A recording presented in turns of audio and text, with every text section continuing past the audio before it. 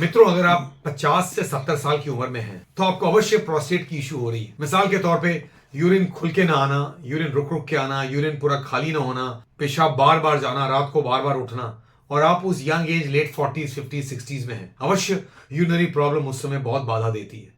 हमारी दिनचर्या, हमारे दिन और रात बहुत गड़बड़ होते हैं, हमारी फ्लो घटती जा रही है। डॉक्टरों ने कुछ दवाइयां दी, उन दवाइयों से कुछ आराम मिला, उसके बाद वो आराम पूरा सस्टेन नहीं हो रहा है और महीने महीने, सालों साल, दशक दशक यूरिनरी प्रॉब्लम बढ़ती जा रही है। अगर ऐसा कुछ है तो हमारे लिए बहुत जरूरी है कि हम यूरिनरी प्रॉब्लम को समझें, आइडेंटिफाई करें और अपने यूरोलॉजिस्ट को अपने शहरों में मिलें। मैं डॉक्टर संजय पांडे, कोकिलाबेन धीरूभाई अंबानी अस्पताल, मुंबई अंधेरी वेस्ट में इस सब्जेक्ट पे पिछले 25 साल से काम कर रहा हूं। नई नई ट्रीटमेंट्स आती जाती हैं और नए नए पेशेंट्स आते हैं। हमारे लिए बहुत जरूरी होता है कि हर पेशेंट को समझें, उनकी दर्द, उनकी पीड़ा समझें, उनकी मुश्किलों को समझें और उसको फिर क्वांटिफाई करें, पर्दाफाश करें और फिर डायग्नोज करें। तो प्रोस्टेट की प्रॉब्लम लेट 40s 50s में शुरू होती है बिकॉज हार्मोन की चेंज के द्वारा ये प्रोस्टेट, पुरुषों का जो ग्लैंड है, ये बदलता जाता है। एक तरफ ये प्रोस्टेट बढ़ के इस यूरिनरी पैसेज को ब्लॉक करता है और यूरिन पैसेज के ब्लॉक होने के कारण यूरिन खुल के नहीं आता। एक जमाने में जो यूरिन बिल्कुल खुल के फराटेदार आता था और हम दीवार तक पेशाब करते जाते थे, वो फ्लो धीरे धीरे घटती जाती है, जिसे हम यूरोफ्लोमेट्री के द्वारा चेक करते हैं। मैं यूरोफ्लोमेट्री को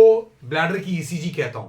जैसे हार्ट की ईसीजी होती है और हार्ट का सब कुछ एक कार्डियोलॉजिस्ट ईसीजी के द्वारा समझ लेता है, हम वैसे ही ब्लैडर की यूरोफ्लोमेट्री ईसीजी की तरह सब कुछ समझ लेते हैं। मतलब आपका ब्लैडर भरा हुआ है, आपको जोर से यूरिन लगता है, तो कंप्यूटराइज टॉयलेट में जब आप यूरिन पास करते हैं, हमें सब पता चल जाता है आपकी फ्लो की पैटर्न कैसी है, किस तरह से आती, कितनी खुल के आती, कितनी रुक रुक के आती है और कितनी बच जाती है। ये वो रियल टाइम रिपोर्ट कार्ड है जो बताता है कि आप कितने अच्छे हैं और कितने प्रोग्रेस कर रहे हैं। Friends, late 40s 50s 60s में ये प्रॉब्लम बहुत ही कॉमन है। माना जाता था कि 70s 80s 90s में प्रोस्टेट की प्रॉब्लम होती है और तब हम ऑपरेशन कराएंगे, पर यह जरूरी नहीं है। आज ईरा है प्रिवेंटिव हेल्थ का। आज ईरा है जहां हम अपने आप को टाइम पे पहचाने।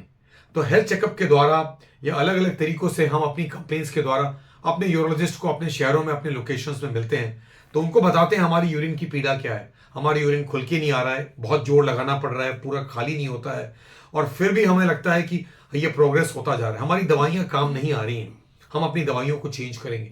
बहुत बार अगर यूरोफ्लो खुल के नहीं आ रहा है तो प्रॉब्लम किस लेवल पे आइडेंटिफाई करना होता है।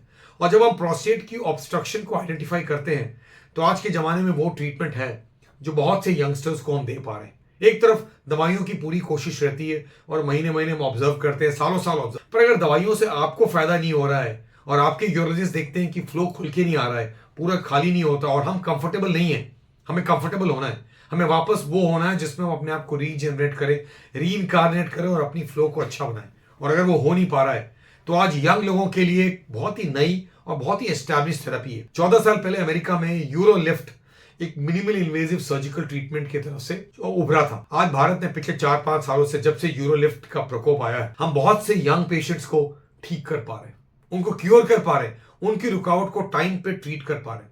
इस रुकावट को खोलने के लिए मिनिमल इन्वेजिव सर्जिकल ट्रीटमेंट उस ट्रीटमेंट से भिन्न है जो पहले करते थे।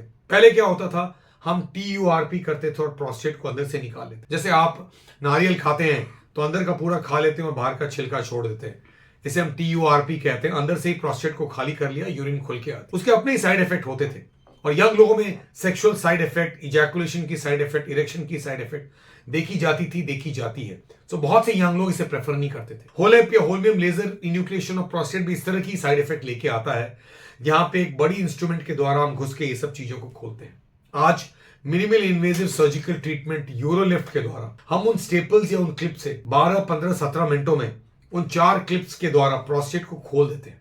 तो ये वो डिस्पोजेबल इंस्ट्रूमेंट होता है जो यूरिनरी पैसेज के थ्रू जाता है और यूरिनरी पैसेज के थ्रू एंटर करते वक्त जब प्रोस्टेट पे पहुंचता है तो इस प्रोस्टेट की पैसेज को खोलता है। और ये खोलते वक्त हम जो 4 क्लिक करते हैं उसमें चौथा क्लिक को थम्स अप कहते हैं। वो थम्स अप क्लिप हमारी जिंदगी को थम्स अप देता है, जहां हमारी यूरिनरी हेल्थ इंप्रूव होती है। वो प्रोस्टेट की जो ऑक्लूजन और ऑब्स्ट्रक्शन थी वो खुल जाता है और यूरिन बिल्कुल खुल के आना शुरू हो जाता है। तो फ्रेंड्स, आज के जमाने में यंग पेशेंट्स जिनकी यूरिनरी ऑब्स्ट्रक्शन बढ़ती जा रही है, उनको इंप्रूव करना हमारे लिए बहुत जरूरी है। उनको इंप्रूव करने की कोशिश में हम यूरोलिफ्ट को उस लेवल तक ले गए हैं जहां कोई यूरिनरी कंप्लेंट्स नहीं रहता, जहां कोई सेक्सुअल कंप्लेंट्स नहीं रहता, इसके कोई साइड इफेक्ट्स नहीं होता है और 10, 15, 20, 25 मिनटों में ये ट्रीटमेंट हो चुकी है यूरिनरी पैसेज के थ्रू जब आप ऑपरेशन थिएटर लेटे हुए हैं। कैथेटर जल्दी निकल जाती है, यूरिन खुल के आना शुरू होती है और हम फिर उसको फॉलो करते रहते हैं। तो आज मिनिमल इन्वेजिव सर्जिकल ट्रीटमेंट के द्वारा हम ये अचीव कर जा रहे हैं जो शायद पहले हम कर नहीं पाते। प्रोस्टेट की रुकावट उम्र के साथ बढ़ती जाएगी। हमारा काम है कि हम आपको जागरूक करें और 40, 50, 60, 70, 80 की उम्र में प्रोस्टेट की ट्रीटमेंट को टाइम पे करें।